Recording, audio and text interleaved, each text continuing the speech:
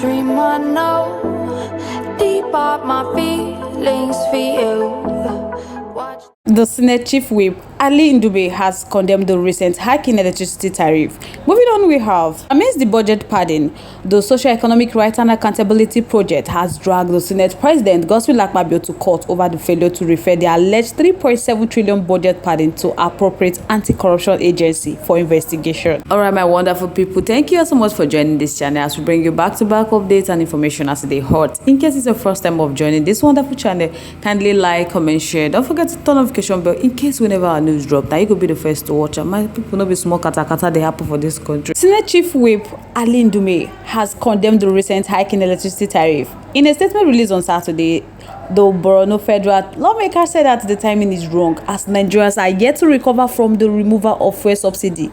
Yet they are trying to increase the electricity tariff. My people don't be small matter. He reached to complain. RI0US called on the federal government to reconsider their position in the interest of Nigerians, adding that many are facing many challenges, including unprecedented inflation, poor purchasing supply, insecurity, and other hardship. The lawmaker, who also claimed that the decision was taken without necessary consultation with the National Assembly as representative of the people, further stated that the federal government should focus on providing stable electricity first to Nigerians. They should reduce the inflation, stabilize the naira, reduce food prices, and provide other basic amenities to Nigeria before increasing the tariff. That is how it's supposed to be. RI0US said that the news of the electricity tariff increment came to them and many of his colleagues as a shock, because it also came at a time when the National Assembly is on a break. Personally, he thought that the timing of this hike is very wrong, and Nigerians are grappling with many challenges. So to put these fresh responsibilities on them is very unfair. That Nigerians are yet to recover from the first subsidy removal of last year. Many Nigerians are still grappling with the ripple effect that removal had on them. So he said that for federal government to come up with this electricity tariff, that is very wrong. My people, very wrong, honestly. 40 units for 10k. Hey God, I beg you. Normally, now this RI0US supposed to be Senate President. At least there would have been an oversight check and balances. He's always the one who dares to speak up. Honestly, in the National Assembly, the only sensible thing I've heard from a senator since 2001. And I be this one way RI0US talk. My people don't be small matter. Funny enough, if this power supply becomes stable, 10k meter card will last for just one day. Honestly, because with appliances and everything involved, God I beg go.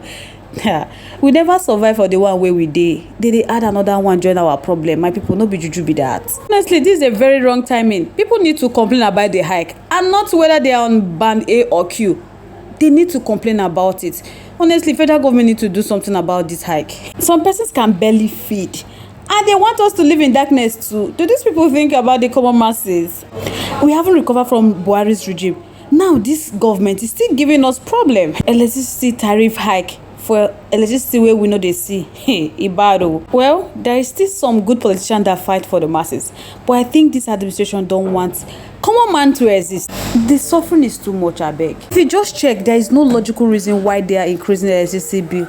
It's just total wickedness. This country, that serious cruise we did. How can increment of electricity be coming in at this time? The same president that said fuel subsidy is gone at his first ever speech as a president without planning or timing, causing one of the worst hardship in the history. Now they are telling him about timing. He doesn't plan or use timing, oh my dear. Now anything will come their mind that they not give us. Sometimes I wonder who bring this idea to these people. Are suffering from fuel increments, inflation, and hardship. All they care about is increasing tariff price by 300%. Yet they have refused to increase minimum wage. It's so sad. Honestly, for just saying this alone, for RI0US to say this alone, this man should be the best senator. Because I don't understand though. Can't APC government see the severe hardship? God, I beg you. So guys, I would like make I know what I think about this matter in the comment section. Let's keep the conversation live in our comment section. Moving on to the next one. The Socio-Economic Rights and Accountability Project has dragged the Senate President Godswill Akpabio to court over the failure to refer the alleged 3.7 trillion budget padding to appropriate anti-corruption agency for investigation and persecution, and to recall Senator Abdul Nenji, who blew the whistle on the allegation. The suit with number FHC/ABJ/CS/452/2024 was filed on Friday, April 5th, at the Federal High Court Abuja by the Social Economic Rights and Accountability Project lawyers Kolawale Oluwadare, who is also the organization deputy director, and Mrs. Adelake Araimo. This was disclosed on Sunday in a statement issued by Oluwadare. You guys can recall that Abdul Nenji, representing Bauchi Central, was suspended for 3 months by the Senate on March 12, 2024 over his allegation of budget padding. So Nenji, in an interview with BBC Hausa, alleged that the budget passed by the National Assembly for 2024 fiscal year is 25 trillion, while the one being implemented by the presidency is 28.7 trillion. So apparently, they disclosed 3 trillion was inserted into the budget for projects without location.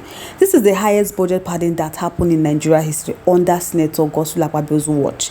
That was what Nenji said. So the suits read in part that it is in the public interest that the interest of justice to grant this application.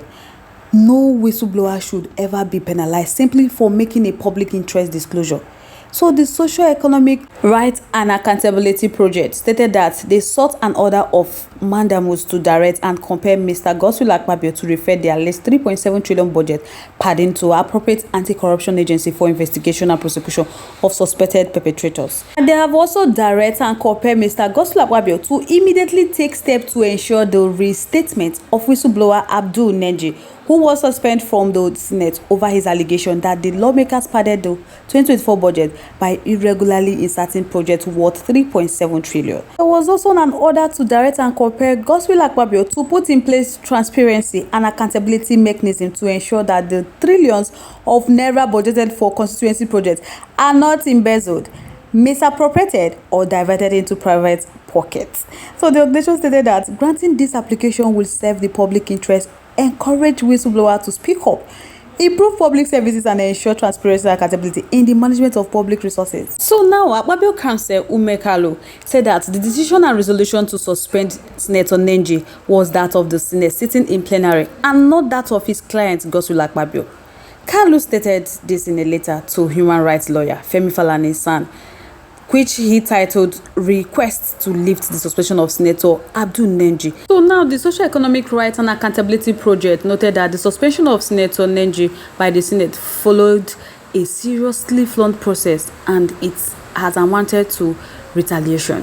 While no date has been fixed for the hearing of the suits, the Social Economic Rights and Accountability Project indicated that budget padding and corruption allegations over past years have contributed to widespread poverty, underdevelopment, and lack of access to public goods and services. That the proper investigation and prosecution would end the impunity of perpetrators. So it will also build trust in democratic institutions with the ultimate aim of strengthening the rule of law.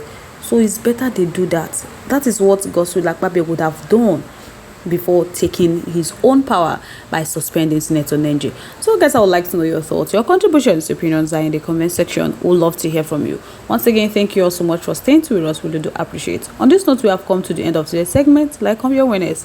Stay safe, guys. Bye.